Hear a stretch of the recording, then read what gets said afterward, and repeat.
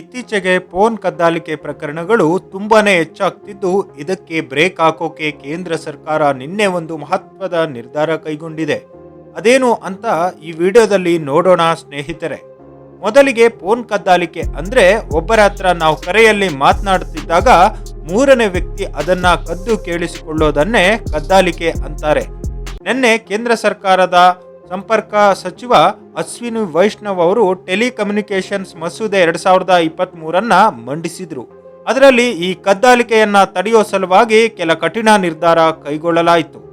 ಮುಖ್ಯವಾಗಿ ಏನೆಲ್ಲ ಅಂಶಗಳು ಆ ಒಂದು ಬಿಲ್ನಲ್ಲಿತ್ತು ಅಂತ ನೋಡೋಣ ಸ್ನೇಹಿತರೆ.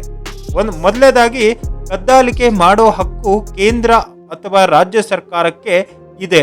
ಅದು ಯಾವಾಗ ಅಂತಂದ್ರೆ ಅತ್ಯಂತ ತುರ್ತು ಸಮಯದಲ್ಲಿ ಅಥವಾ ಸಾರ್ವಜನಿಕ ಹಿತಾಸಕ್ತಿ ಕಾಪಾಡಬೇಕಾಗಿ ಬಂದಾಗ, ಭಾರತದ ಸಾರ್ವಭೌಮತೆ ಏಕತೆಯನ್ನು ಎತ್ತಿಡುವಂತಹ ಸಂದರ್ಭ ಬಂದಾಗ ಈ ಒಂದು ಅಧಿಕಾರ ಇರುತ್ತೆ. ಅದು ಯಾರಿಗಿರುತ್ತೆ ಅಂತಂದ್ರೆ ಕೇಂದ್ರ ಅಥವಾ ರಾಜ್ಯ ಸರ್ಕಾರ ಒಬ್ಬ ಅಧಿಕಾರಿಯನ್ನ ಅದಕ್ಕೆ ನೇಮಕ ಮಾಡಿರುತ್ತೆ.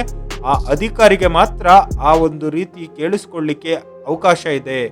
ಇನ್ನು ಎರಡನೇದಾಗಿ, ಈ ರೀತಿಯ ಮಾತುಕತೆಯನ್ನ ಸರ್ಕಾರ ತಡೆ ಹಿಡಿಯಬಹುದು ಅಥವಾ ಓದಬಹುದು. ಅಂದ್ರೆ ಈ ರೀತಿ ಯಾರು ಮಾತಾಡ್ತಾ ಇರ್ತಾರೆ, ಯಾವ್ದಾದ್ರು ಸಮಾಜಘಾತಕವಾಗಿ ಯಾವ್ದಾದ್ರು ವಿಚಾರಗಳು ಮಾತಾಡ್ತಾ ಇದ್ರೆ ಅಂತಹ ವಿಚಾರಗಳನ್ನ ತಡೆ ಹಿಡಿಬಹುದು, ಓದಬಹುದು. ಆ ಅಧಿಕಾರ ಸರ್ಕಾರಕ್ಕಿರುತ್ತೆ. ಇನ್ನು ಮೂರನೇದಾಗಿ, ಸಂದೇಶ ಅಥವಾ ಕರೆಯನ್ನ ಕದ್ದಾಲಿಕೆ ಮಾಡಿದ್ರೆ ಅವರಿಗೆ 3 ವರ್ಷಗಳ ಕಾಲ ಜೈಲು ಶಿಕ್ಷೆಯನ್ನ ವಿಧಿಸಲಾಗುತ್ತೆ ಹಾಗೂ 2 ಕೋಟಿ ರೂಪಾಯಿಗಳ ದಂಡವನ್ನ ವಿಧಿಸಲಾಗುತ್ತೆ. 3 ವರ್ಷ ಜೈಲು ಶಿಕ್ಷೆ, 2 ಕೋಟಿ ರೂಪಾಯಿಗಳ ದಂಡವನ್ನ ವಿಧಿಸಲಾಗುತ್ತೆ.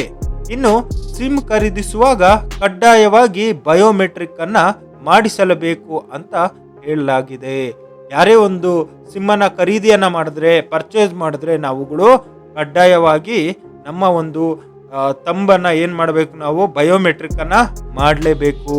ಈ ಪ್ರಮುಖವಾಗಿ 4 ಅಂಶಗಳನ್ನ ಹೇಳಲಾಗಿರುವಂತದ್ದು.